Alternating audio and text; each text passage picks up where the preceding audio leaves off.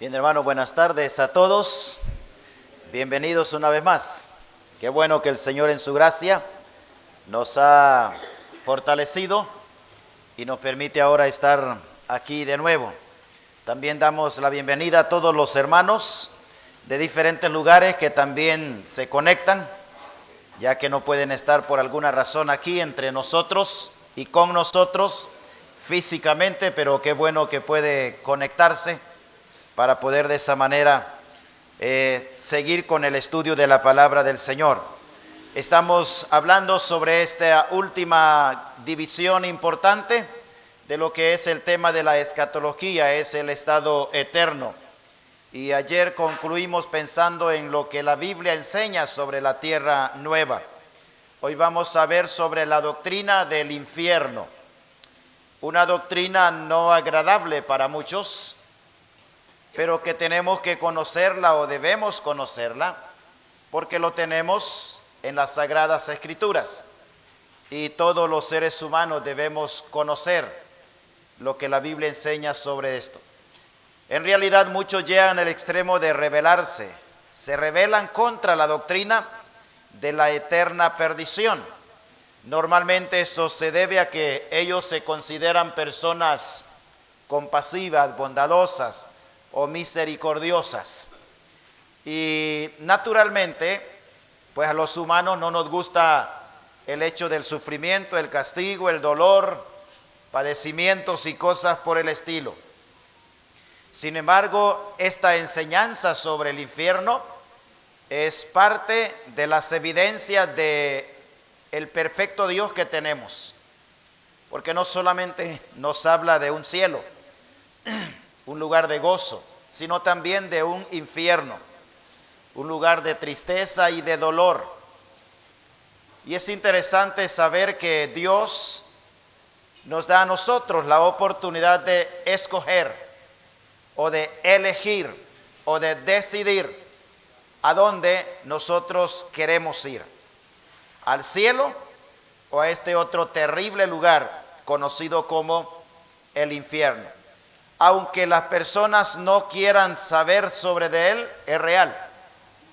Aunque no les guste saber sobre él, es real, la Escritura nos lo enseña. La doctrina sobre el infierno no se origina en el raciocinio humano. O sea, eso no es invento de nuestra razón. Tampoco se origina en lo que es la compasión humana, sino que Dios en la Biblia es el que claramente nos enseña sobre la existencia de este lugar. Cuando pensamos en la existencia del infierno, debemos saber que es muy real su existencia, así como lo es el cielo. O sea, no tiene menos realidad el uno que el otro. Los dos son igualmente reales. Y en la Escritura ya tenemos suficiente evidencia de la existencia de los dos lugares. Solo que a veces el ser humano quiere vivir la vida a su antojo y aparecer allá en el cielo. Eso no es posible. Porque solamente cuando rendimos nuestra vida al Señor y aceptamos a Jesucristo como nuestro Salvador, es entonces cuando estamos aptos por la gracia de Dios para estar en el cielo, la presencia misma del Señor. En tercer lugar, la razón para el rechazo de esta doctrina es la ignorancia del mismo hombre, del mismo ser humano, pues ignora el verdadero significado de lo que es el pecado, por un lado, y también lo que es la santidad de Dios. La santidad de Dios no la podemos comprender porque somos finitos. Su santidad es infinita. Él es infinito y todos sus atributos también son infinitos. Ni siquiera podemos entender bien el significado del pecado en el cual vivimos nosotros y nacemos. Entonces es solamente Dios el que tiene plena conciencia de el significado de lo que es el pecado y lo que es también la santidad. La respuesta de la santidad infinita es la retribución o el castigo. Y solo Dios sabe verdaderamente el daño que causa el pecado en el hombre y el daño que causa también a la santidad de Dios. Nosotros los creyentes podemos tener una idea de cuán malo es el pecado y cuán santa es la presencia y la santidad misma de Dios. Pero no podemos tener conocimiento pleno, absoluto, sobre eso por nuestras limitancias. Ahora, frente al hecho de que quizá no guste mucho la doctrina sobre el infierno, nosotros debemos tener la mentalidad que tenía Job. Es lo más conveniente para el hombre, es confiar plenamente en que Dios es justo. Él es justo, Él es perfecto, nunca jamás va a cometer ningún tipo de injusticia. Aun y cuando tengamos que estar pasando por momentos de dolor, de sufrimiento o algo por el estilo, tenemos que tener la convicción de Job. Job es uno de los hombres del Antiguo Testamento a quien Dios puso una prueba más allá de lo común, y estando en esa circunstancia tan difícil humanamente hablando, Job tuvo plenamente confianza en Dios y llegó a la conclusión de que Dios era soberano y de que Dios era absolutamente fiel y justo, y que a pesar de que él estaba en esa circunstancia momentánea, padeciendo y sufriendo mucho, sabía que no podía atribuirle a Dios injusticia o grosería. Dice así, capítulo 1 del libro de Job, verso 22. Vamos a leer desde el verso 20. Entonces Job se levantó y rasgó su manto y rasuró su cabeza y se postró en tierra y adoró. Y dijo, desnudo salí del vientre de mi madre y desnudo volveré allá. Jehová dio y Jehová quitó. Sea el nombre de Jehová bendito. En todo esto no pecó Job, ni atribuyó a Dios despropósito alguno. Note bien, Job se expresa de esta manera después de que ha perdido prácticamente todo. Sus bienes, sus ganados, sus hijos y mucho más. Después de tener gran abundancia, luego llega a estar sin nada. Y cuando él ve todo esto, lo primero que hace es adorar. Lo segundo que hace es ser consciente de cómo él vino a este mundo. Y lo tercero que él hace es no atribuirle a Dios despropósito alguno. O sea, Job sabía plenamente que algún propósito tenía Dios para él, a pesar de todo lo que estaba pasando. Y esa debería ser la actitud de nosotros los seres humanos, de todo hombre y de toda mujer.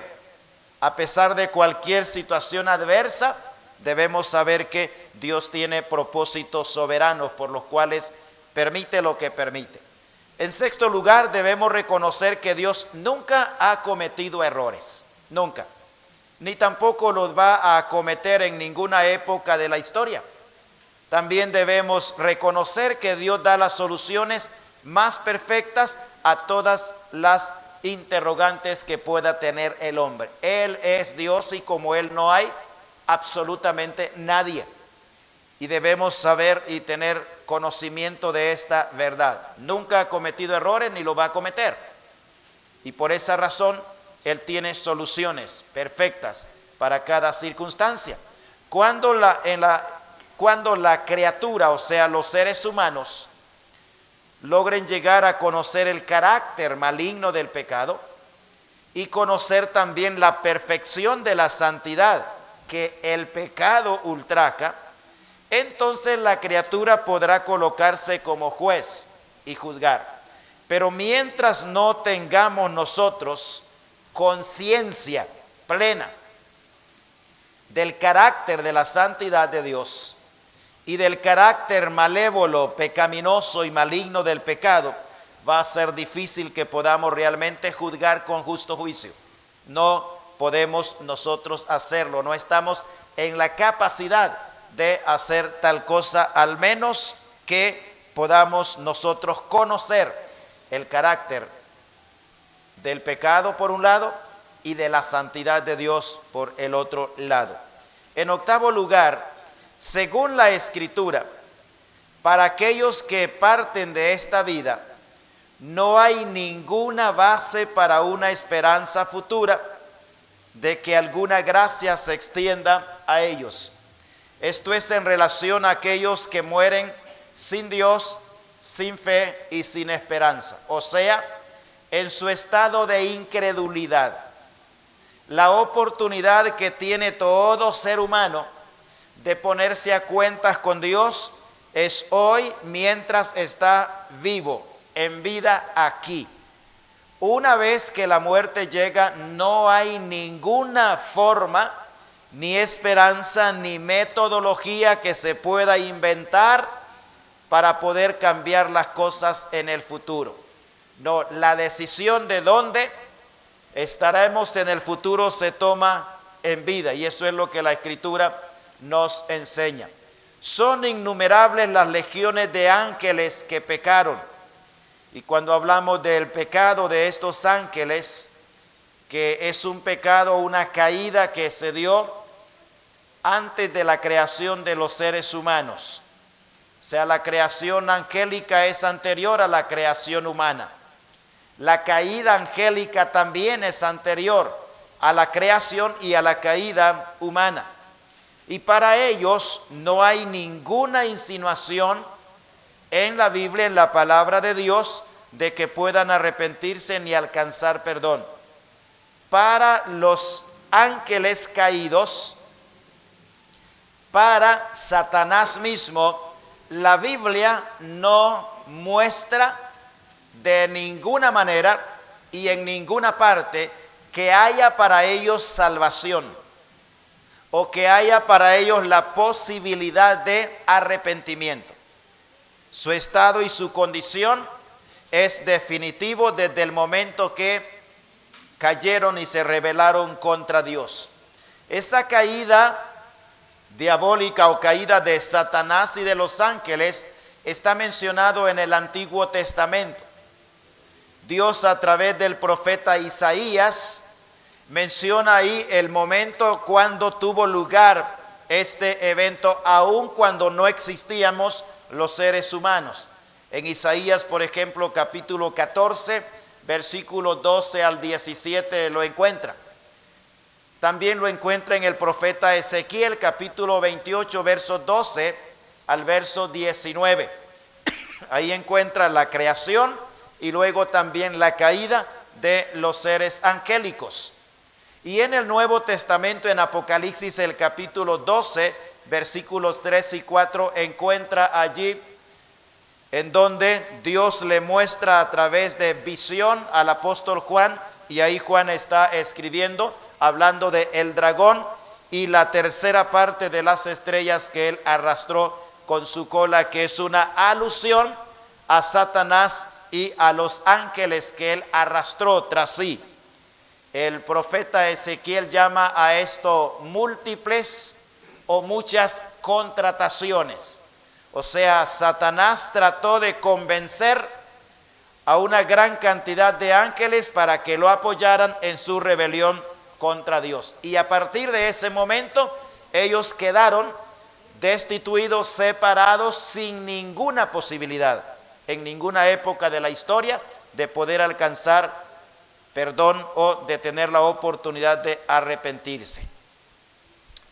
Estos seres que se rebelaron en esa ocasión han sido consignados al lago de fuego de manera irrevocable, de manera permanente y sin ningún recurso de amparo, por así decirlo. Estos dos pasajes que aparecen ahí en pantalla no están en su folleto, así que anótelos allí, por favor. Mateo capítulo 25 y el verso 41. 25, 41 de Mateo. Entonces dirá también a los de la izquierda: apartaos de mí, malditos al fuego eterno, preparado para el diablo y sus ángeles. Note bien, fuego eterno, dice, preparado para el diablo y sus ángeles. O sea, cuando Dios determinó preparar este lugar, ya estaba, por así decirlo, sabido de que ese lugar se iba a necesitar y que ese lugar también iba a ser habitado. Dice que fue preparado para Satanás y sus ángeles, pero también todo aquel que rechaza a la persona de Cristo, rechaza su obra en la cruz del Calvario y muere en esa condición, también va a ir a dar a ese lugar. Tenemos la siguiente cita y es Apocalipsis capítulo 20 y el verso 10. 20:10 de Apocalipsis dice: y el diablo que los engañaba fue lanzado al lago de fuego y azufre, donde estaban la bestia y el falso profeta, y serán atormentados día y noche por los siglos de los siglos. Entonces, este lugar llamado el infierno, el lago de fuego, el lugar de sufrimiento, es un lugar a donde los que van allí no hay retorno. O sea, van ahí de manera definitiva. Y allí van a llegar Satanás, que todavía no está allí. Los ángeles caídos, que todavía no están allí, van a llegar a este lugar terrible de sufrimiento. En cuanto a los humanos, la condenación tiene el mismo carácter, o sea, el mismo carácter de los ángeles caídos, el mismo carácter, es irrevocable. Y para aquel que rechaza a Cristo y muere en esa condición, no hay ninguna esperanza de salvación.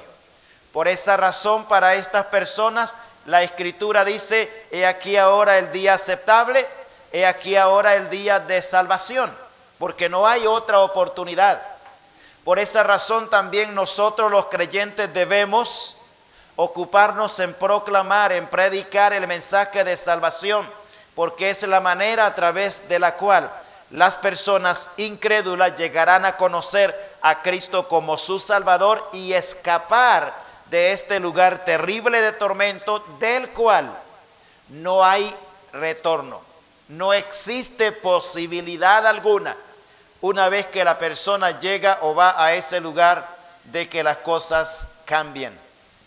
Es interesante ver entonces que de la forma, la manera como el cielo es un lugar real, verdadero, existente, de la misma manera vemos que el infierno y la condenación también son reales.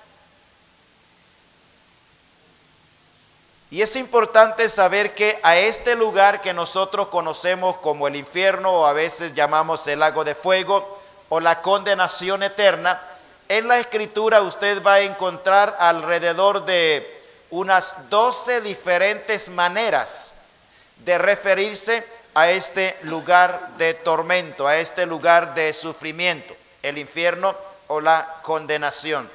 Y vamos a empezar a pensar en las maneras como la Escritura se refiere a este lugar. En primer lugar, se le llama el Hades. Hemos hablado un poquito, creo, ayer sobre el Hades, ¿verdad? Recuerde que Hades es la palabra griega para referirse a el infierno, ¿verdad? O el lugar de sufrimiento. A diferencia de la palabra Seol, que es la palabra hebrea que encontramos en el Antiguo Testamento, pero también se usa para referirse exactamente a lo mismo. Entonces, Hades es uno de los nombres que la Escritura utiliza para referirse a este lugar de sufrimiento. Y vamos a ir a estas porciones que tenemos allí, comenzando con Mateo capítulo 11 y el verso 23. Evangelio de Mateo 11, 23. Dice así: y tú, Capernaum, que eres levantada hasta el cielo, hasta el Hades serás abatida. Porque si en Sodoma se hubieran hecho los milagros que han sido hechos en ti, habría permanecido hasta el día de hoy. Note bien, será, dice, levantada o serás abatida hasta el Hades. Capítulo 16 y el verso 18. Aquí el Señor está dándole a la iglesia una seguridad absoluta,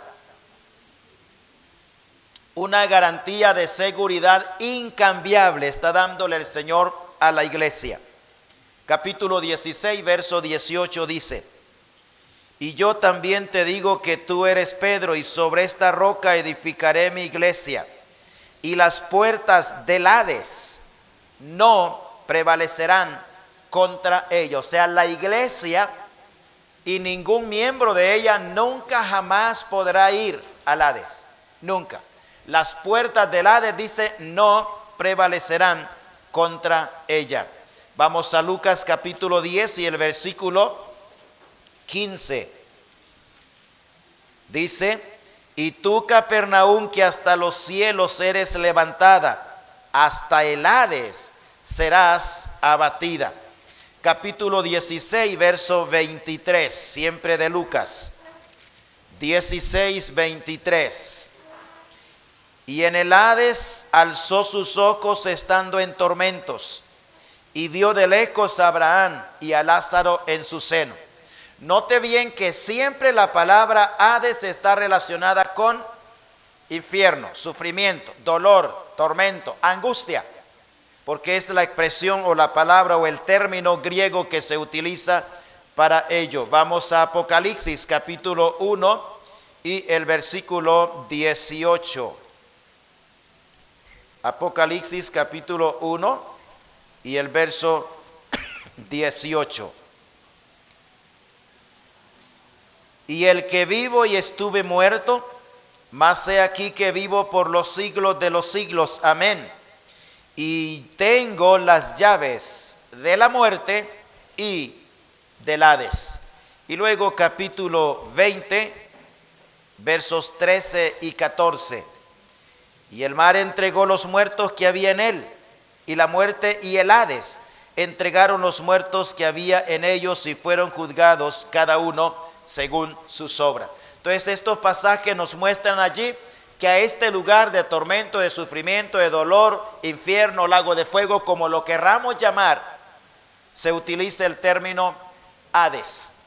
Quiero hacer una aclaración antes de avanzar con el tema. Normalmente cuando nosotros hablamos de infierno, tenemos la idea de a qué nos estamos refiriendo. Creo que existe una diferencia entre lo que es el infierno, con todos los términos que se utilizan para referirse a ello, y lo que es el lago de fuego. El lago de fuego es el destino final, el lugar último al cual van a llegar todos los seres racionales, rebeldes e incrédulos contra Dios, humanos y angélicos. O sea, el diablo, los ángeles caídos y los seres humanos incrédulos. Todos ellos van a llegar al lago de fuego, que es el destino final, es lo último, por así decir, que se va a dar en ellos o con ellos. Sin embargo, las personas incrédulas que mueren, desde el momento que mueren, están en el infierno, o sea, lugar de gozo, lugar de sufrimiento, lugar de tormento.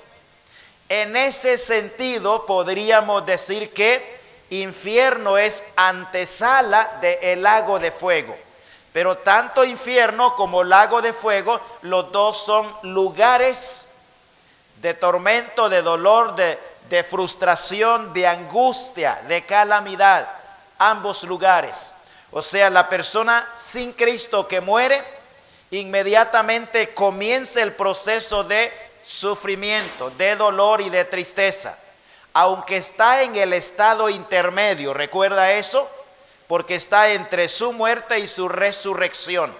Entonces, cuando la resurrección de los injustos o para condenación o para confusión y vergüenza perpetua se efectúe, todos estos incrédulos van a resucitar para ir al juicio del gran trono blanco y después serán lanzados definitivamente al lago de fuego y estarán ya a partir de allí entonces en lo que es el estado eterno.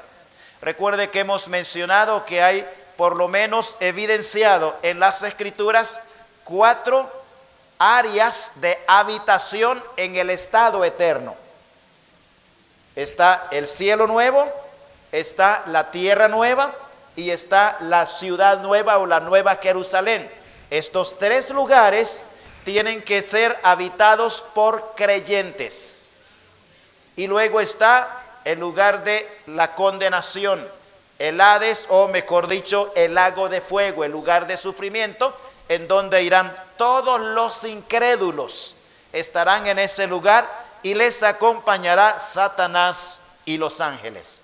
Muy bien, el segundo nombre que se le da a este lugar es Gehenna. Se le llama Gehenna o infierno, o sea, es otro término utilizado para referirse a infierno. En la escritura aparece como infierno, pero en el idioma griego la palabra es Gehenna. Vamos a Mateo capítulo 5 y el verso 22.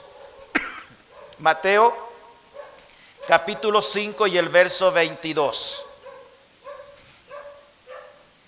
Dice, pero yo digo que cualquiera que se enoje contra su hermano será culpado de juicio, y cualquiera que diga necio a su hermano será culpable ante el concilio, y cualquiera que le diga fatuo quedará expuesto al infierno de fuego. Ahí la palabra es Gehenna. Capítulo 10 y el verso 28, siempre de Mateo, 10:28. Y no temas a los que matan el cuerpo, mas el alma no pueden matar. Temed más bien a aquel que puede destruir el alma y el cuerpo en el infierno, o sea, Gehenna. Vamos al capítulo 23, siempre de Mateo, versículo 33. Mateo 23, verso 33. Serpientes, generación de víboras, ¿cómo escaparéis de la condenación del infierno? Y Santiago, hablando de lo que es capaz de hacer el mal uso de la lengua, lo menciona en el capítulo 3 y el verso 6. Y la lengua es un fuego, un mundo de maldad. La lengua está puesta entre nuestros miembros y contamina todo el cuerpo e inflama la rueda de la creación, y ella misma es inflamada por el infierno. El origen de esta palabra, Gehenna o infierno, se origina en un lugar cercano a la ciudad, en donde normalmente había ahí permanentemente fuego. Era el basurero de la ciudad, por así decir. Y ahí se echaba toda la basura, de todo tipo de basura iba a dar allí, y ahí estaba, por así decir, ardiendo eso constantemente. Es a lo que ahora le llamaríamos un crematorio, ¿verdad? Entonces, de ahí viene la idea de fuego constante, continuo, que nunca se apaga. Y entonces, inclusive, para dar a entender de que algunos cuerpos eran completamente desaparecidos y calcinados, es porque eran echados en ese lugar. Y de ahí viene el término para hablar de sufrimiento. Obviamente eso se usa o se usaba de forma figurativa, en el sentido de que allí se trataba de el sufrimiento, por así decir, de cuerpo nada más. Sin embargo, el infierno va más allá de hacer sufrir el cuerpo. Es la totalidad del individuo que está en sufrimiento continuo.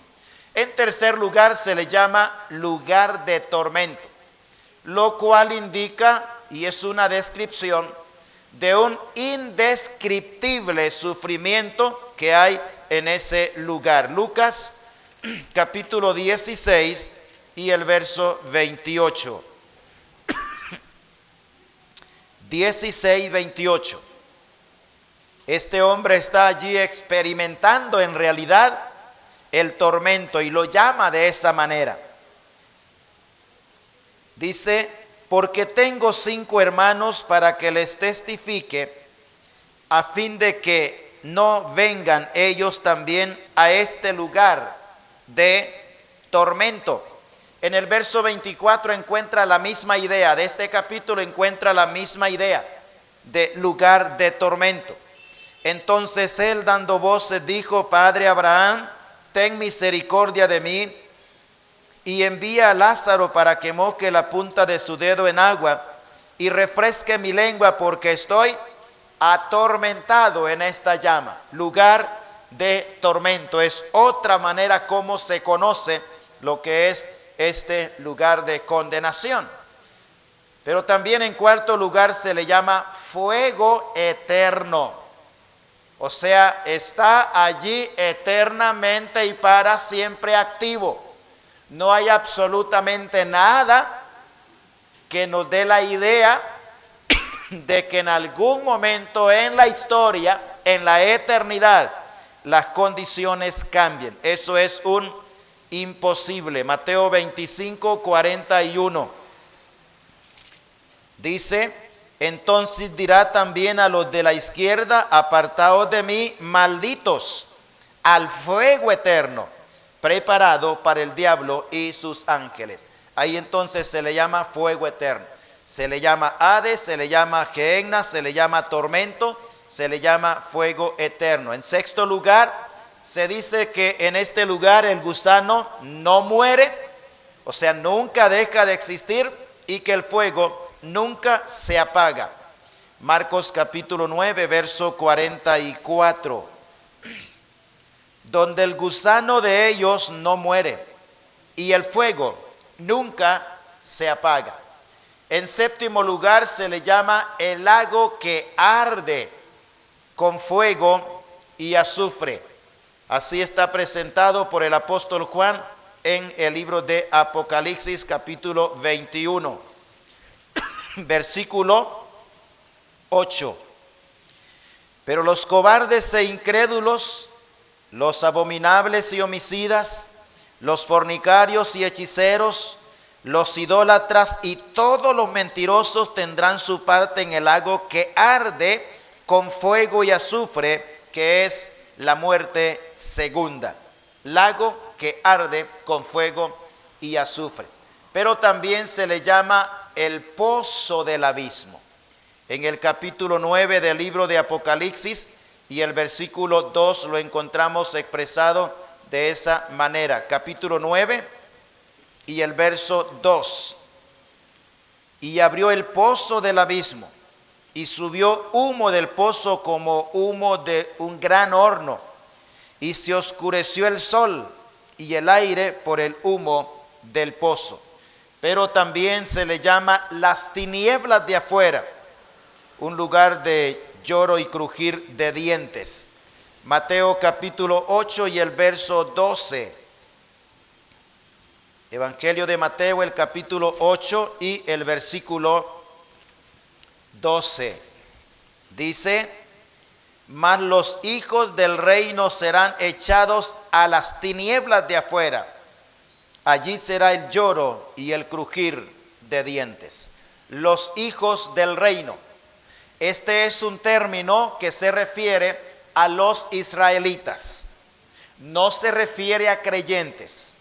Hijos del reino en varias ocasiones es una forma de referirse a israelitas incrédulos, especialmente cuando ve hijos del reino que son excluidos del reino milenial o que son lanzados al lago de fuego. Es una expresión que se aplica a los judíos de raza, pero que están en estado de incredulidad.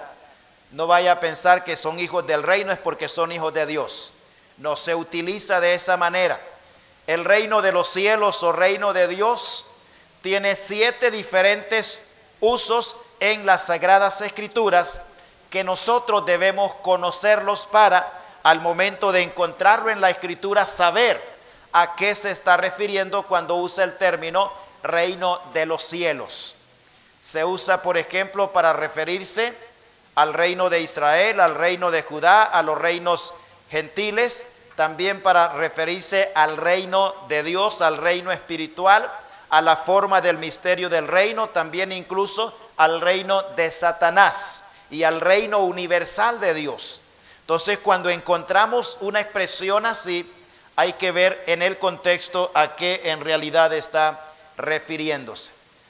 Luego, el siguiente nombre que se le da a este lugar es fuego que nunca se apagará.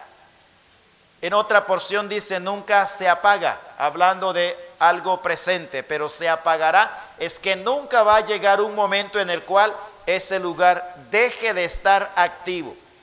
Así como el cielo estará activo por toda la eternidad, también el infierno estará activo por toda la eternidad. Recuerde que no existe la aniquilación ni del alma ni del espíritu. O sea, estos nunca van a dejar de existir, ya sea en el cielo o ya sea en el lago de fuego, nunca dejarán de existir. Entonces, nunca se apagará, fuego que nunca se apagará. Lucas capítulo 3, versículo 17. Dice: su aventador está en su mano y limpiará su era y recogerá el trigo en su granero y quemará la paja en fuego que nunca se apagará. Fuego que nunca se apagará. También se le llama el horno de fuego. Mateo capítulo 13, verso 42. 13, 42 de Mateo.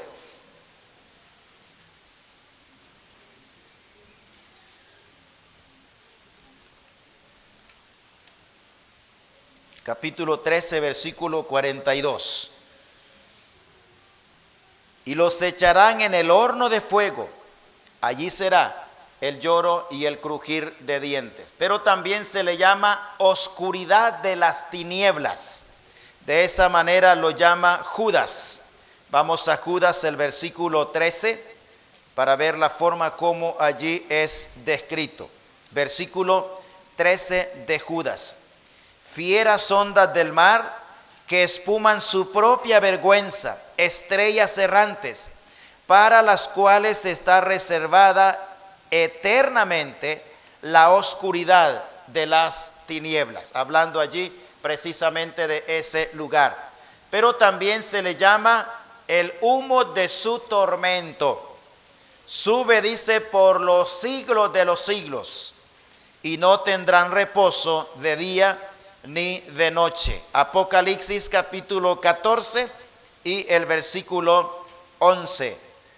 Y el humo de su tormento sube por los siglos de los siglos, y no tienen reposo de día ni de noche los que adoran a la bestia y a su imagen, ni nadie que reciba la marca de su nombre. Esta es una declaración directamente en contra de los incrédulos que van a adorar a la bestia y van a ponerse el sello de la bestia y a identificarse con ello. Entonces, estas son las diferentes maneras como la Biblia se refiere a este lugar de tormento. Hay que recordar, desde el momento que la persona parte de este mundo sin Cristo, desde ese momento comienza el sufrimiento por toda la eternidad. Aun y cuando todavía no ha resucitado, mientras la resurrección de incrédulos se efectúa, ellos ya están en sufrimiento, en tormento eterno. Solo van a ser resucitados para ir al juicio del gran trono blanco y luego lanzados ya definitivamente al lago de fuego. Y de esa manera es como se describe en las Escrituras. Este es el lenguaje utilizado para dar la idea a la mente humana y describir la condenación eterna. O sea, todo lo que hemos mencionado anteriormente, allí se utiliza ese tipo de lenguaje. Y es interesante saber, hermanos, que la mayoría de estas expresiones o de esta forma de expresarse en cuanto al infierno salió de la boca de Cristo y no tanto de sus escritores. Es verdad que Juan habla un poco de eso, Pedro habla un poco de eso, pero en realidad la mayoría de veces usted lo va a encontrar que son expresiones de la boca de el Señor Jesucristo. Nadie más y mejor que Él conoce el cielo. Fue creado por Él.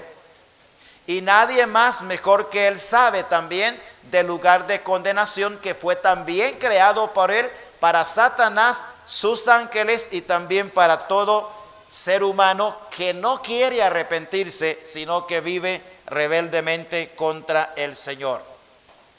La gran verdad de que el gozo y el sufrimiento es sin fin, es en el estado eterno, fue pronunciado por la persona de Cristo mismo. El gozo en el cielo y el sufrimiento en el infierno, ambas cosas son sin fin. Es por esa razón que el Señor mismo, ahí en Juan capítulo 3, verso 30 y 36, habló de que el que cree en Él tiene vida eterna, tiene un gozo eternamente y para siempre con Él. Pero el que rehúsa creer en Él no va a ver esa vida, sino que al contrario va a experimentar durante toda la eternidad la ira de Dios sobre él. No solo es que de momento está bajo la ira de Dios, sino que lo va a estar eternamente y para siempre. Entonces, para el creyente el gozo será sin fin. Para el no creyente el sufrimiento también no tendrá fin. La condición de los perdidos es vivir bajo la ira de Dios. Eso es lo que dijo el Señor en Juan capítulo 3, verso 36. Y no se ofrece de esa condición ningún tipo de alivio en ninguna época de la historia. Porque ahí estamos hablando de una condición, de un estado permanente. No es algo probatorio ni experimental, sino algo permanente. Es por esa razón que la vida es una gran verdad que Dios ofrece eternamente para todo el que cree. La muerte también para todo aquel que rechaza la obra de Cristo en la cruz del Calvario. Esto nos muestra, hermanos, la gran verdad, y es que el pecado es suficientemente pecaminoso y debido a ese hecho entonces requiere condenación eterna y castigo divino eterno, debido a la magnitud de lo que es el pecado, debido al daño que el pecado produce en la vida de las personas. La santidad de Dios, debido a esto, no puede ser ni cambiada ni alterada en lo más mínimo. O sea, Dios no va a bajar estándares por ninguna razón, por ninguna causa, porque dejaría de ser Dios, sino que va a mantener siempre el mismo estándar, va a estar inalterablemente, eternamente y para siempre. En nada se puede rebajar eso. Muy bien, eso es lo que encontramos en la Escritura, la doctrina en relación al infierno. Nunca debemos evitar advertirle a las personas cuando predicamos el Evangelio lo terrible del infierno. Como igual también nunca debemos evitar advertirles a ellos lo glorioso del cielo. Y nunca debemos evitar mencionarles a ellos la obra perfecta de Cristo en la cruz del Calvario, su muerte y su sepultura y su resurrección. A ambas cosas, tanto a la vida como a la muerte, a ambas cosas el Señor les expresó la misma calidad de magnitud y de existencia eterna. O sea, se tiene vida eterna y se tiene condenación eterna. Y eso no cambia absolutamente de ninguna manera. Muy bien, vamos ahora para ver la doctrina del cielo. Esto es algo diferente, es lo opuesto, es lo contrario. La doctrina del infierno, ya vimos, es calamidad, es sufrimiento, es dolor, es tristeza, es tormento. pero también tenemos que ver la doctrina del cielo. Para referirse al cielo, la Biblia usa términos de diferentes maneras. Para muchos es más fácil concebir, aceptar y ver la realidad del cielo que la del infierno. Pero los dos lugares existen por igual. Y de los dos lugares, la persona que más ha hablado es la misma persona del Señor Jesucristo. Uno de los términos que se utiliza es el reino de los cielos. Ese es uno de los términos. Y este es un título muy peculiar o muy frecuente en lo que es el Evangelio de Mateo. Y se usa para referirse al reino de Dios en la tierra, pero más específicamente a lo que es el reino milenial. Cuando leemos la Biblia, tenemos que procurar nosotros ver siempre su contexto.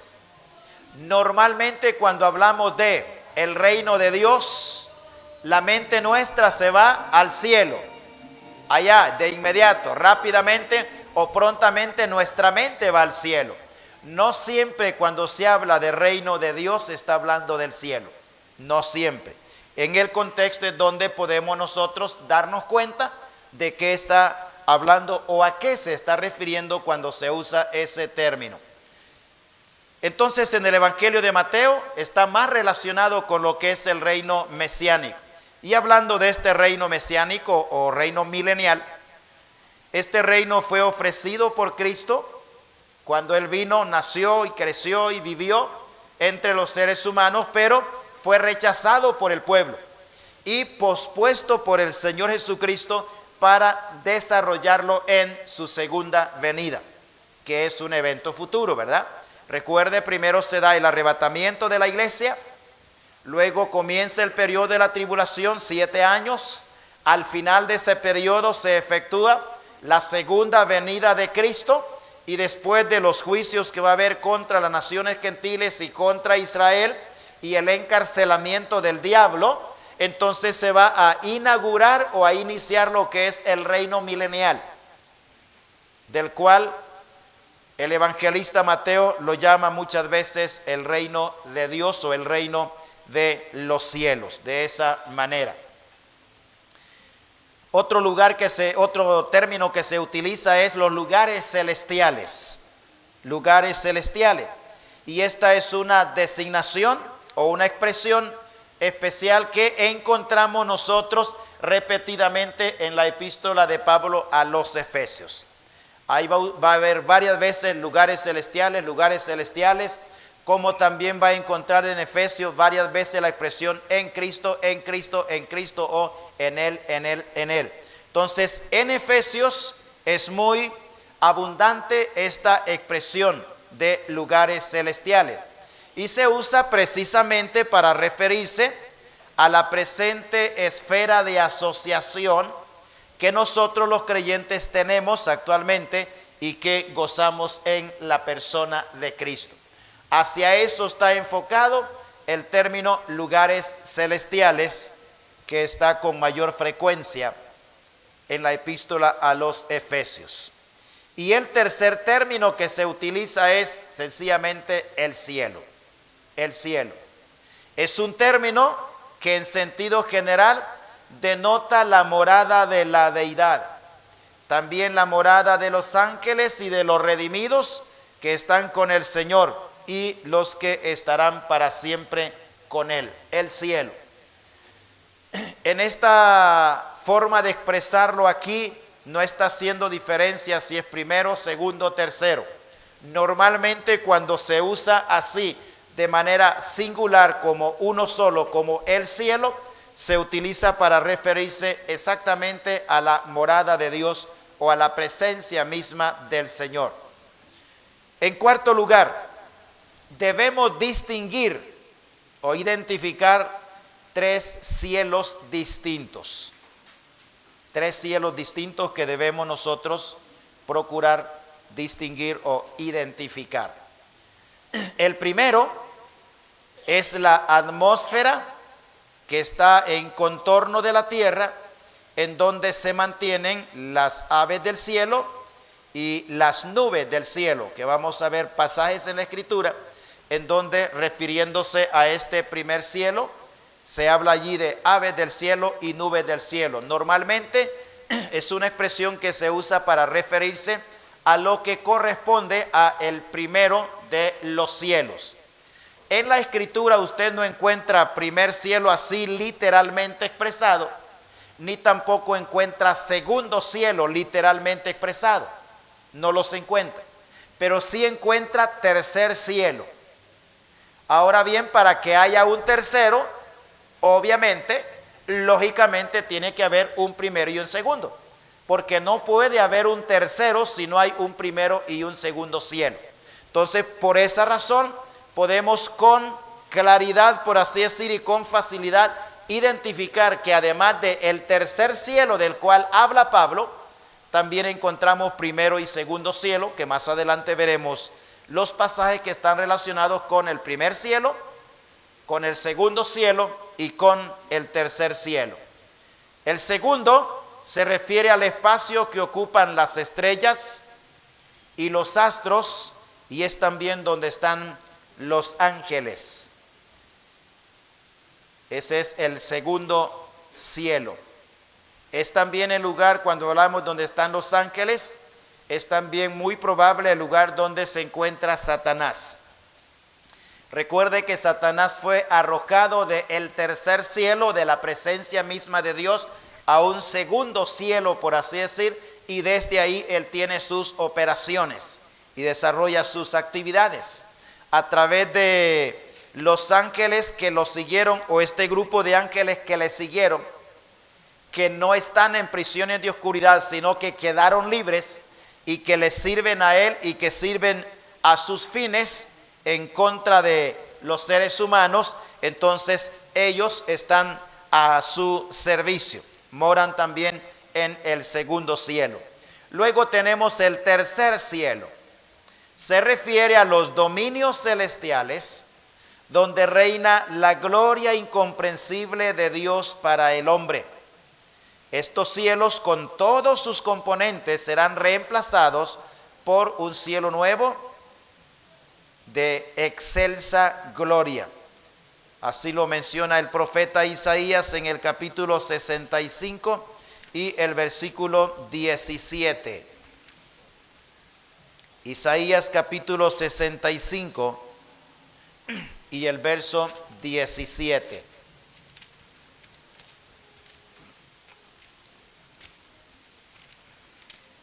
Dice así, 65, 17, porque he aquí que yo crearé nuevos cielos y nueva tierra, y de lo primero no habrá memoria, ni más vendrá al pensamiento. En quinto lugar, la información plenamente confiable que nosotros tenemos en cuanto al cielo solo ha sido posible únicamente por el testimonio de la palabra de Dios. O sea, humanamente no tenemos ninguna otra fuente confiable de información sobre lo invisible a nuestros ojos que no sea lo que a Dios le ha placido revelarnos. Es por esa razón que la Biblia es la revelación de la mente de Dios a nosotros los seres humanos. Y todo lo que nosotros podemos saber es por lo que Dios nos ha dicho. Y todo lo que nosotros necesitamos saber está en las Sagradas Escrituras, para todos los aspectos de nuestra vida. La palabra misma ha influenciado a todas las civilizaciones. Por esa razón, la creencia de la existencia del cielo ha venido a ser una creencia universal. Porque todo el mundo, todas las personas en realidad se dan cuenta, son conscientes de que el cielo existe. Solo que las personas sin Cristo no les gusta aceptar que también existe el infierno. O no quieren aceptar que también el infierno existe. Pero la creencia de la existencia del cielo se ha convertido en algo universal, aunque para algunos les es fácil creer en el cielo, no quieren creer en el infierno, porque el infierno no es el lugar grato, agradable favorable para el ser humano. Es un lugar de tormento, de sufrimiento, de dolor, de angustia. Entonces los dos existen, cielo e infierno, y están completamente evidenciados a través de la Escritura. Sin embargo, hermanos, la Biblia sostiene los dos temas por igual. O sea, tanto el tema del cielo como el tema del infierno son igualmente sostenidos por las Sagradas Escrituras, y nos muestran las mismas Escrituras que uno de estos lugares es atractivo, que es el cielo, y que el otro lugar no es atractivo, que es el infierno. Pero los dos lugares están claramente evidenciados en las Sagradas Escrituras. Acabamos de ver las 12 formas diferentes como la Biblia, o términos diferentes que la Biblia utiliza precisamente para referirse a lo que es el infierno. Entonces son dos realidades sostenidas igualmente por la palabra de Dios.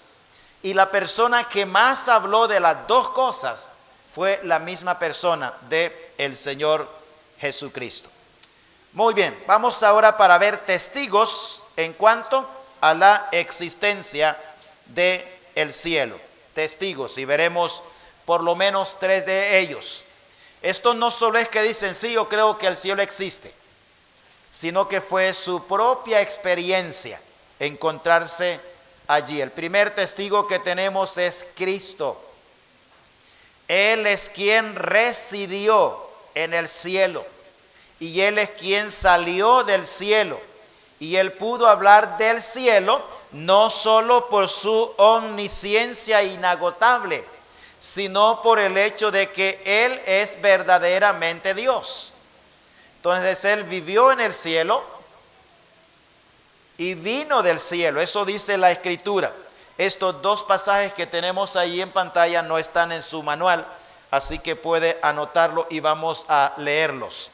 Evangelio de Juan, capítulo 6, verso 33 al 38.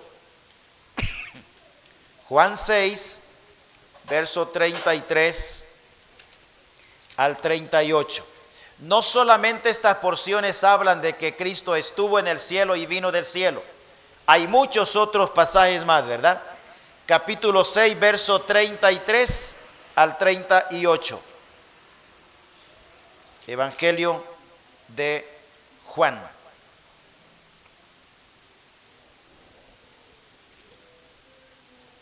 Dice así: porque el pan de Dios es aquel que descendió del cielo y da vida al mundo.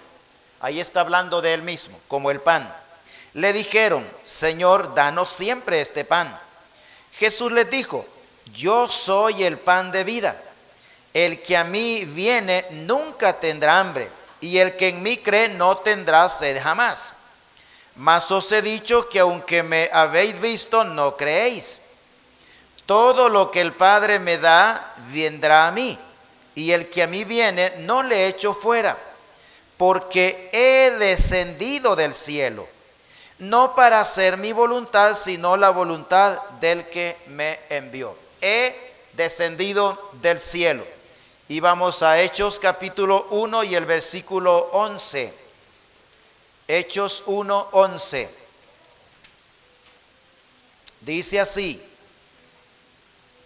los cuales también les dijeron: varones Galileos, ¿por qué estáis mirando al cielo? Este mismo Jesús que ha sido tomado de vosotros al cielo, así vendrá como le habéis visto ir al cielo. Entonces el Señor residió en el cielo, vino a la tierra, como dice Pablo en Gálatas el capítulo 4, vino nacido de mujer conforme a la ley o bajo la ley. Vivió entre los seres humanos y después fue al cielo. Entonces Él es el primer testimonio que nosotros tenemos en relación a la existencia del cielo. Luego tenemos el segundo, es el apóstol Pablo.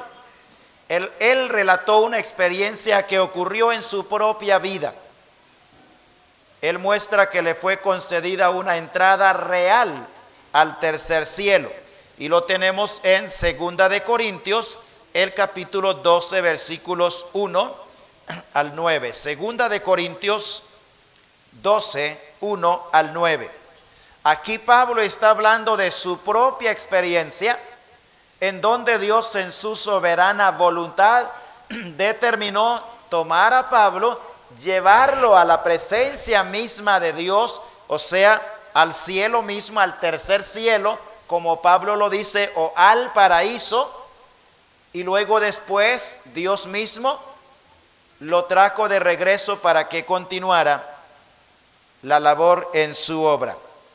Capítulo 12, versos 1 al 9 dice: ciertamente no me conviene gloriarme, pero vendré a las visiones y a las revelaciones del Señor. Conozco a un hombre en Cristo que hace 14 años, si en el cuerpo no lo sé, si fuera del cuerpo no lo sé, Dios lo sabe, fue arrebatado al tercer cielo.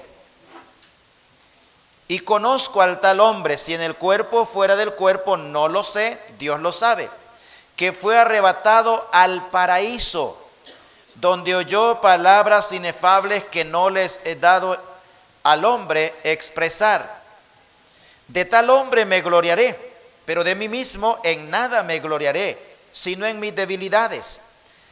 Sin embargo, si quisiera gloriarme, no sería insensato, porque diría la verdad, pero lo dejo para que nadie piense de mí más de lo que en mí ve u oye de mí. Y para que la grandeza de las revelaciones no me exaltase desmedidamente, me fue dado un aguijón en mi carne, un mensajero de Satanás que me abofetee, para que no me enaltezca sobremanera, respecto a lo cual 3 veces he rogado al Señor que lo quite de mí. Y me ha dicho: bástate mi gracia, porque mi poder se perfecciona en la debilidad. Por tanto, de buena gana me gloriaré más bien en mis debilidades, para que repose sobre mí el poder de Cristo. Dice Pablo, fue arrebatado hasta el tercer cielo. Y luego dice al paraíso, como estábamos hablando de eso anteriormente. Entonces Pablo da testimonio de esa verdad. Pablo no vivió, por así decir, en el cielo. Él nació en la tierra, vivió en la tierra, pero estando viviendo en la tierra, entonces Dios lo lleva al tercer cielo. No sabemos por cuánto tiempo, pero le llevó allá y Dios le prohibió a Pablo darnos a conocer lo bello, lo hermoso, lo magnífico que es la gloria. Y Pablo por esa razón no nos da una descripción de lo que él vio allá, al paraíso, y luego regresó acá para poder entonces continuar su ministerio. Entonces evidentemente Pablo fue llevado al cielo y luego traído a la tierra para que continuara su obra y ministerio aquí en la tierra. Pero también, hermanos, Pablo entró en el cielo, como todo creyente que muere entra en el cielo, con la diferencia que él tuvo que regresar. Por eso para él pasar por la muerte y estar con Cristo, él dijo, es muchísimo mejor. Ahí en Filipenses capítulo 1, versículo 23, el apóstol Pablo lo expresa de esa manera. 1:23. Porque de ambas cosas estoy puesto en estrecho, teniendo deseo de partir y estar con Cristo, lo cual es muchísimo mejor. Entonces Pablo es el segundo testigo de la existencia real del cielo. Y luego tenemos el tercer testigo, y este es el apóstol Juan. Juan recibió una cita divina para entrar en el cielo, para poder ver y oír todo lo que la iglesia oirá y verá cuando ella sea arrebatada. Ahí en el libro de Apocalipsis, el capítulo 4, es donde nosotros encontramos el llamado que Dios le hizo a Juan para que subiese, o sea, Dios mismo le llevó a este lugar, y ahí Juan recibió toda la revelación de lo que es el libro de Apocalipsis. Es más, Apocalipsis significa revelación. En algunas traducciones no aparece como Apocalipsis, sino como revelación, porque eso es lo que implica. Dice capítulo 4, versos 1 al 3 de Apocalipsis. Después de esto miré, y he aquí una puerta abierta en el cielo. Y la primera voz que oí como de trompeta hablando conmigo dijo: sube acá, y yo te mostraré las cosas que sucederán después de estas. Note bien, sube acá. Verso 2. Y al instante yo estaba en el Espíritu, y he aquí un trono establecido en el cielo, y en el trono uno sentado. Y el aspecto del que estaba sentado era semejante a piedra de jaspe de cornalina, y había alrededor del trono un arco iris, semejante en aspecto a la esmeralda. Entonces ahí es el momento cuando evidentemente Juan, estando en el Espíritu, fue llevado por Dios al tercer cielo o a la presencia misma de Dios. Tenemos entonces 3 testigos de la existencia del cielo. Estos 3 testigos son los únicos que han estado en el cielo y han regresado a la tierra, y son los que dan testimonio del cielo como un lugar real. No es un estado mental, no es una creencia así sin base. Tenemos el testimonio de la realidad de la existencia de este lugar, y es lo que nosotros en realidad debemos de creer.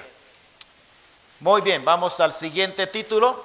Es el estado de los redimidos, el estado futuro de los redimidos, o sea, de nosotros los creyentes. ¿Qué es lo que tenemos por delante? En primer lugar, claramente se afirma que el cielo es muchísimo mejor que la tierra. Es en el cielo en donde nosotros vamos a ser conformados a la imagen de Cristo. En ese lugar. Aquí en la tierra el Señor está trabajando en cada uno de nosotros para hacernos semejante a Él. Pero en realidad esa semejanza va a ser real en perfección cuando ya estemos en la presencia misma del Señor. Filipenses capítulo 1 y el verso 23. Porque de ambas cosas estoy puesto en estrecho, teniendo deseo de partir y estar con Cristo, lo cual es muchísimo mejor. Capítulo 3 siempre de Filipenses, verso 20 y 21. Mas nuestra ciudadanía está en los cielos, de donde también esperamos al Salvador, al Señor Jesucristo, el cual transformará el cuerpo de la humillación nuestra, para que sea semejante al cuerpo de la gloria suya, por el poder con el cual puede también sujetar a sí mismo todas las cosas. Y luego Romanos capítulo 8, verso 29. Epístola de Pablo a los Romanos capítulo 8 y el verso 29. Dice: porque a los que antes conoció también los predestinó para que fuesen hechos conformes a la imagen de su Hijo, para que Él sea el primogénito de entre muchos hermanos. Y luego Primera de Juan capítulo 3 versos 1 al 3. Primera de Juan capítulo 3 versos 1 al 3. Mirad cuál amor nos ha dado el Padre, para que seamos llamados hijos de Dios. Por esto el mundo no nos conoce, porque no le conoció a Él. Amados, ahora somos hijos de Dios, y aún no se ha manifestado lo que hemos de ser. Pero sabemos que cuando Él se manifieste, seremos semejantes a Él, porque le veremos tal como Él es. Y todo aquel que tiene esta esperanza en Él se purifica a sí mismo, así como Él es puro. Entonces se afirma la belleza, lo superior que es el cielo de la tierra. También el cielo es en donde los creyentes estaremos para siempre con el Señor.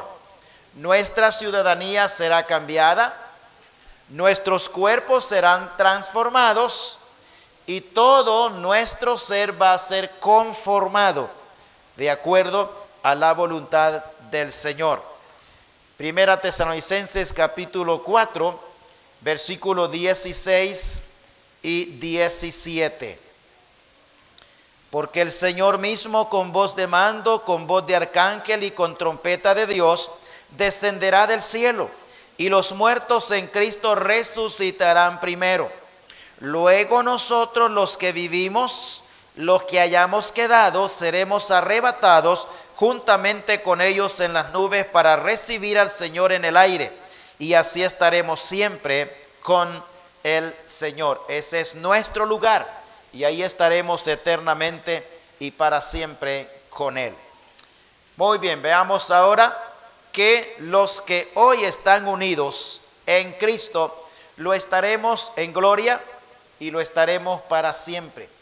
Seremos participantes de todo lo que Él es, en todos los aspectos y en todos los sentidos. El apóstol Juan dice que aún no se ha manifestado lo que hemos de ser, pero cuando Él se manifieste, entonces nosotros seremos semejantes a Él. Ese es el estado futuro para nosotros los creyentes, el cielo, la presencia misma del Señor. Eso debe animarnos a seguir esperando al Señor, debe motivarnos a seguir agradando al Señor, porque nadie más que Él merece que nosotros vivamos una vida que le honre, le agrade y le glorifique aquí en la tierra, como también en el cielo. Sí, hermano.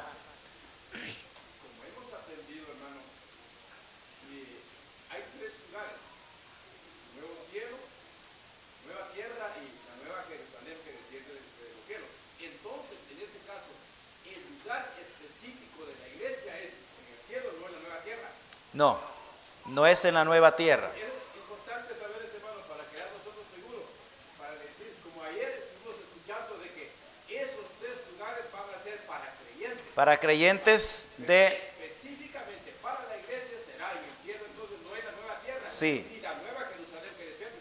Sí. O sea, nosotros hay que recordar que la nueva Jerusalén está presentada allí en la Escritura, en el libro de Apocalipsis, como la esposa del Cordero. Entonces, evidentemente, cuando estamos hablando, recuerde que estamos hablando ya del estado eterno, y vimos, según lo que dice Hebreos, quiénes son los que van a habitar, por así decir, la nueva Jerusalén, que es una forma de referirse a la gloria misma del cielo, Entonces, la tierra nueva va a ser creada no para que esté de lujo, sino para que esté habitada en el estado eterno. Y va a ser habitada por creyentes que no pertenecen a la iglesia, porque nosotros somos la esposa del Cordero y nosotros estaremos en el estado eterno donde está el esposo, eternamente y para siempre. O sea, la distinción, la diferencia de nosotros como la iglesia y como esposa, esa nunca se pierde, ni en el reino milenial, ni en el estado eterno.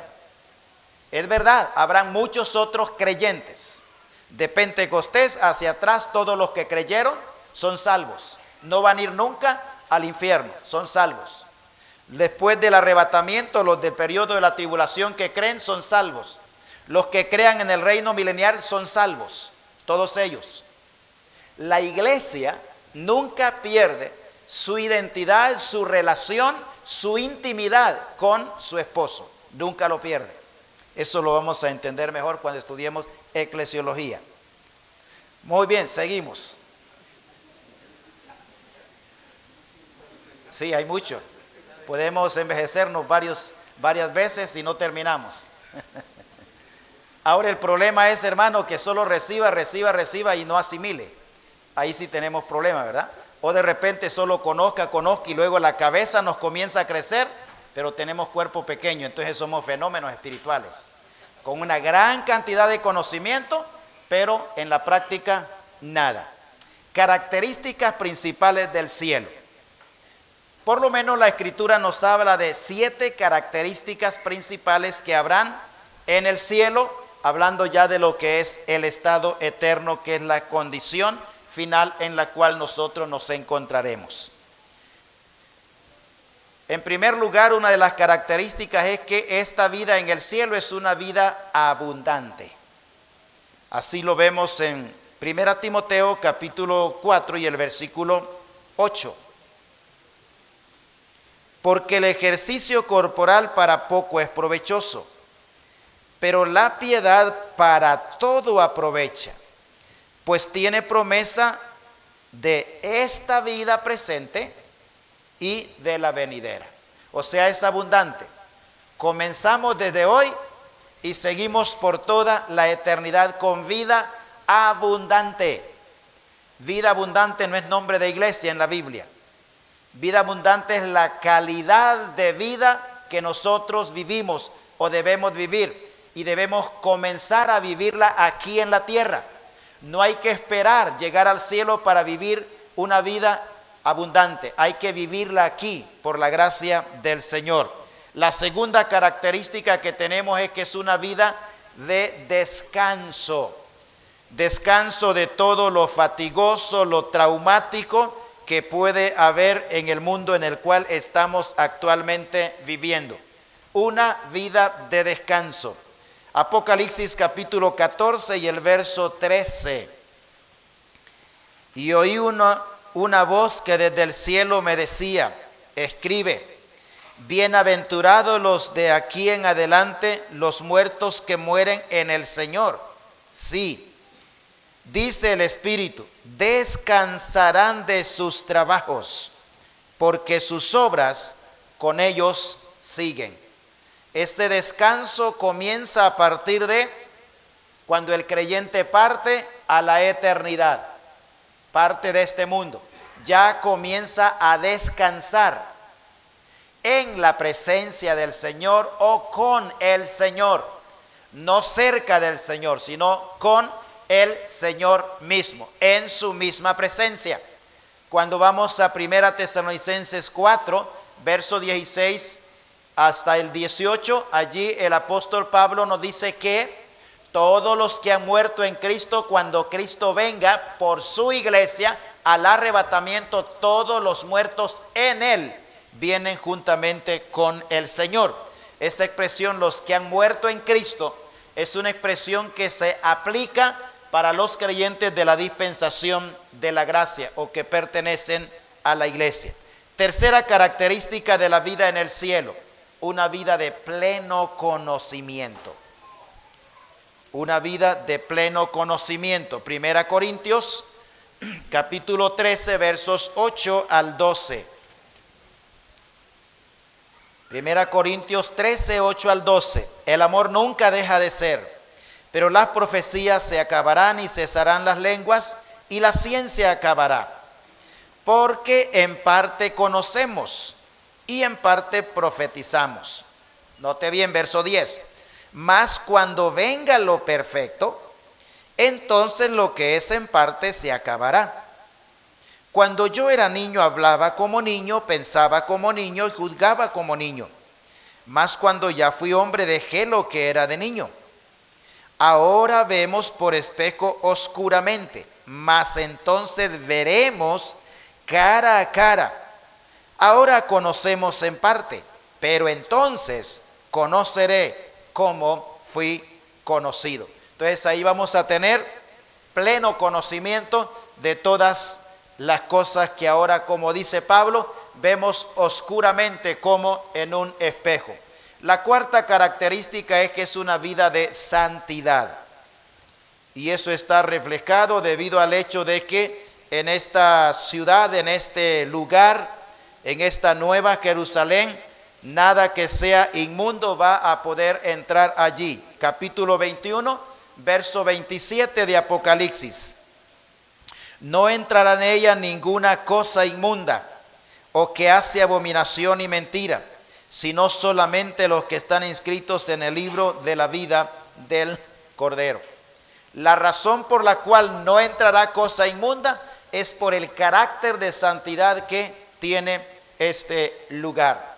Quinta característica, es una vida de servicio continuo. Apocalipsis capítulo 22 y el verso 3. 22:3 dice: y no habrá más maldición, y el trono de Dios y el Cordero estará en ella, y sus siervos le servirán. Servicio continuo. Recuerde que aquí estamos hablando del estado eterno. En ese lugar, allí, en ese estado, en esa condición, habrá un servicio de adoración continuo delante del Señor. O sea, estaremos ocupados. Pero también en sexto lugar, es una vida de eterna adoración. Capítulo 19, versos 1 al 6 del libro de Apocalipsis. Eso implica que estaremos allí eternamente y para siempre, sirviéndole al Señor y adorándole al Señor también. O sea, allí no tendremos nada material que atender porque no estaremos en estado material. Nada físico que atender porque no estaremos en estado físico. Estaremos en estado espiritual, en el cielo, en una condición celestial. La razón de nuestra vida será seguir sirviendo a Dios y seguir adorando a Dios eternamente y para siempre. Capítulo 19, versos 1 al 6. Después de esto oí una gran voz de gran multitud en el cielo que decía: aleluya, salvación y honra y gloria y poder son del Señor Dios nuestro, porque sus juicios son verdaderos y justos, pues ha juzgado a la gran ramera que ha corrompido a la tierra con su fornicación, y ha vengado la sangre de sus siervos de la mano de ella. Otra vez dijeron: aleluya, y el humo de ella sube por los siglos de los siglos. Y los 24 ancianos y los 4 seres vivientes se postraron en tierra y adoraron a Dios, que estaba sentado en el trono, y decían: amén, aleluya. Y salió del trono una voz que decía: alabad a nuestro Dios todos sus siervos, y los que le teméis, así pequeños como grandes. Y oí como la voz de una gran multitud, como el estruendo de muchas aguas, y como la voz de grandes truenos que decía: aleluya, porque el Señor nuestro Dios Todopoderoso reina. Y en séptimo lugar, es una vida de gloria. Una vida de gloria. Esas son las características principales de la vida en el cielo. Vamos a 2 de Corintios, el capítulo 4, versos 17 y 18. 2 de Corintios 4, 17 y 18. Porque esta leve tribulación momentánea produce en nosotros un cada vez más excelente y eterno peso de gloria, no mirando nosotros las cosas que se ven, sino las que no se ven. Pues las cosas que se ven son temporales, pero las que no se ven son eternas. La misma idea tenemos en Colosenses capítulo 3 y el verso 4. Cuando Cristo vuestra vida se manifieste, entonces vosotros también seréis manifestados con Él en gloria. Esas son las características principales de la vida en el cielo, en el estado eterno para nosotros los creyentes. Muy bien, pensando un poquito más en el tercer cielo. La Escritura indican que hay 3 cielos. Hemos leído ya 1 Corintios 12, versos 1 y 2. Es evidente que aunque no se menciona el primero y el segundo, no puede haber un tercero como lo hemos mencionado, si no hay un primero y un segundo. Y es Pablo el que se refiere al lugar donde él fue llevado como el tercer cielo. Y para que no haya duda de a dónde fue llevado, él dice el paraíso, que obviamente está hablando de la presencia misma del Señor y el lugar mismo a donde van hoy los que mueren en el Señor o los creyentes. Evidentemente, en segundo lugar, evidentemente el primero es la atmósfera donde están las aves del cielo y donde están las nubes del cielo. O sea, cuando la Biblia habla o cuando el Señor mencionó o se refirió a las aves del cielo y a las nubes del cielo, está hablando de el primer cielo, por así decirlo, o sea, lo que nosotros conocemos como el ámbito atmosférico. Allí, con eso tiene que ver el primer cielo. Y vamos a Mateo, capítulo 8, versículo 20. Evangelio de Mateo, el capítulo 8 y el verso 20. Dice, Jesús le dijo: las zorras tienen guaridas y las aves del cielo nidos, mas el Hijo del Hombre no tiene donde recostar su cabeza. Note que allí habla aves del cielo. No pueden estar más allá de la atmósfera las aves del cielo, porque allí no hay oxígeno y desaparecerían inmediatamente. Ninguno de nosotros puede estar allá, al menos que con equipos especiales. De lo contrario, imposible. Y aquí habla de aves del cielo. Capítulo 13, verso 32, siempre de Mateo. 13, 32 de Mateo. El cual a la verdad es la más pequeña de todas las semillas, pero cuando ha crecido es la mayor de las hortalizas, y se hace árbol de tal manera que vienen las aves del cielo y hacen nido en sus ramas. Capítulo 24 y el verso 30, siempre de Mateo, 24, 30. Entonces aparecerá la señal del Hijo del Hombre en el cielo, y entonces lamentarán todas las tribus de la tierra y verán al Hijo del Hombre viniendo sobre las nubes del cielo con poder y gran gloria. Note bien, nubes del cielo. Entonces habla de aves del cielo y habla de nubes del cielo. Capítulo 26, siempre de Mateo, versículo 64. 26, 64. Jesús le dijo: tú lo has dicho. Y además os digo que desde ahora veréis al Hijo del Hombre sentado a la diestra del poder de Dios y viniendo en las nubes del cielo. Eso tiene que ver entonces con lo que es el primer cielo. Y luego vamos para ver el segundo cielo. Evidentemente es el espacio donde están los astros y las estrellas, según lo que vemos en las Escrituras. Vamos a Génesis capítulo 26 y el verso 4. Génesis 26,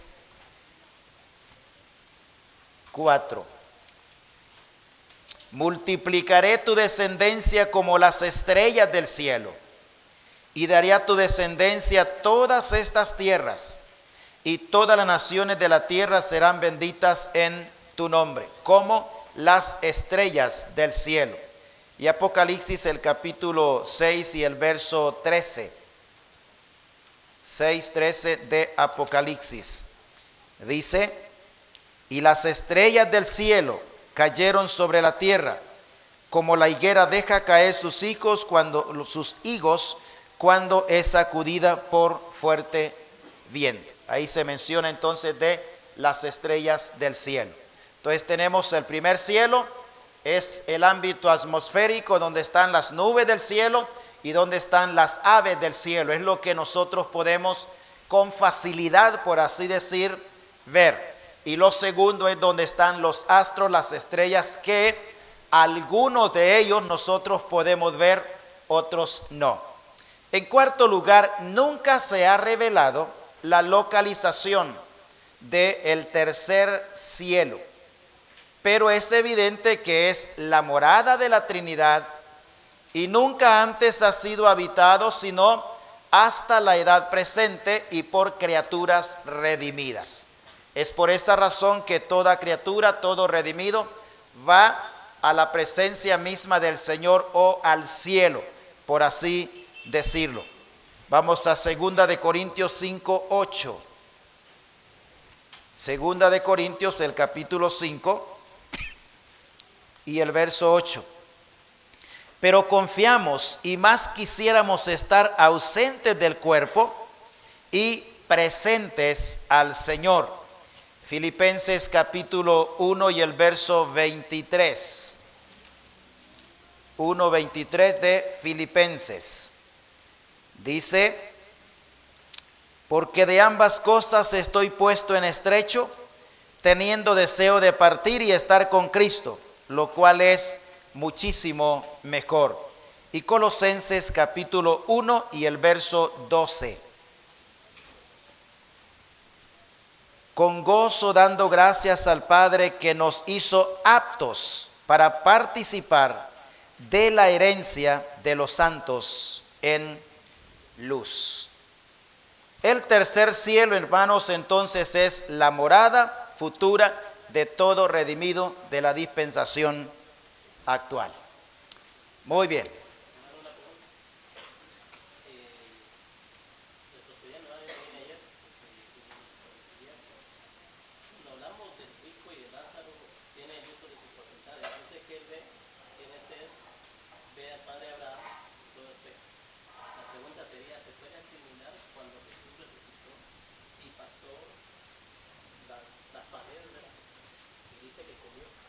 Esas son atribuciones. Esas son atribuciones de un cuerpo glorificado.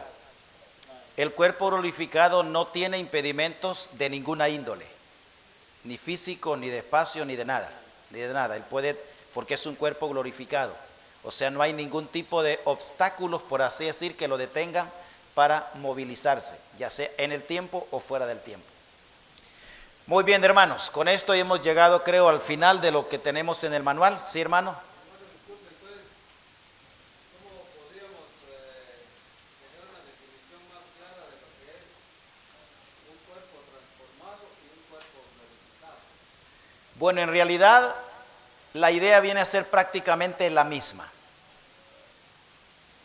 en el sentido de que el uno no puede darse sin el otro. O sea, nosotros vamos a ser transformados. Si el Señor viniera hoy, vamos a ser transformados en el momento del arrebatamiento. Y también a la vez glorificados al estar en la presencia del Señor. Los que han muerto, ellos van a resucitar para luego también recibir un cuerpo incorruptible, para que pueda ser también transformado. O sea, tendremos, por así decir, el mismo estado, la misma condición de cuerpos glorificados o cuerpos transformados, tanto los que murieron y habrán resucitado, como los que no pensamos experimentar la muerte. Usted puede estar pensando que no va a morir, pero le puede pasar las de Pablo. Lo recuerda, lo vimos ya en el arrebatamiento. Y ya después pensar, bueno, pues sí me va a tocar, ¿verdad? Pero cuando hablamos de un cuerpo transformado es que ya está apto, por así decir, para estar en el cielo. Es sinónimo los dos términos. Muy bien, hermano. Sí, una pregunta más. Bueno, tenemos... Hermano, tengo una duda en cuanto al estado eterno en el infierno. Ahí hay varios nombres. Está Hades, Sheol, Gehenna, y en ese mismo listado está Apocalipsis 21:8. Es el mismo de 20:15, Apocalipsis 20:15, que ahí dice el lago de fuego y el otro lago que hace con azufre. Es el mismo. Sí, está refiriéndose a lo mismo. O sea, todos esos son términos o son expresiones que hablan de el lugar de sufrimiento. Que nosotros, digamos, cuando ya estamos hablando de el estado eterno, pues usamos más el término lago de fuego, pero todo tiene que ver con sufrimiento. Todas son expresiones o formas diferentes de referirse a lo mismo, y obviamente abarcando diferentes aspectos de todo lo que es la persona, por así decirlo, para que podamos entender, por así decir, la magnitud de lo que es ese lugar de terrible. Como igual también lo mismo se usa para el cielo. Se usa la casa de Dios, se usa el cielo mismo, la presencia del Señor, partir y cosas por el estilo, para indicar de diferentes formas, de diferentes expresiones, lo que es la vida en el cielo. Muy bien, hermanos, hasta aquí llegamos con lo que es la materia de escatología, ya o hemos terminado por lo menos lo que tenemos en el manual. No se vaya a creer escatólogo, por favor, y decir, bueno, yo ya recibí escatología. Cuando ya usted lo pueda dominar bien y todo lo demás, entonces usted puede empezar a creer que algo sabe. Pero cualquier tema que usted estudia, hermano, en la Escritura, no es razón para ser orgulloso. Así que es una bendición del Señor el poder aprender y seguir aprendiendo. Yo mismo sigo aprendiendo. Y me da pena a veces porque no sé todo lo que me gustaría saber de las Escrituras. Pero sabe, hermano, cada vez que conocemos más de la Biblia, debemos ser más humildes. No altaneros, no soberbios, no creídos, y no ver a los otros hermanos que no han podido estar aquí y que no han recibido esto, verlos despectivamente. Este no sabe nada, este es ignorante. Yo sí, porque ya recibí este curso, este otro, y voy a recibir más. Tenemos que mantener esa actitud de humildad. El apóstol Pablo hace dos preguntas importantes. ¿Qué tienes que no haya recibido? Y luego dice, y si lo has recibido, ¿por qué te glorías?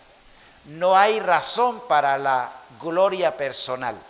Si hay que glorificar, es al Señor. Si hay que agradecer, es al Señor. Pero ahí tiene un reto, hermano.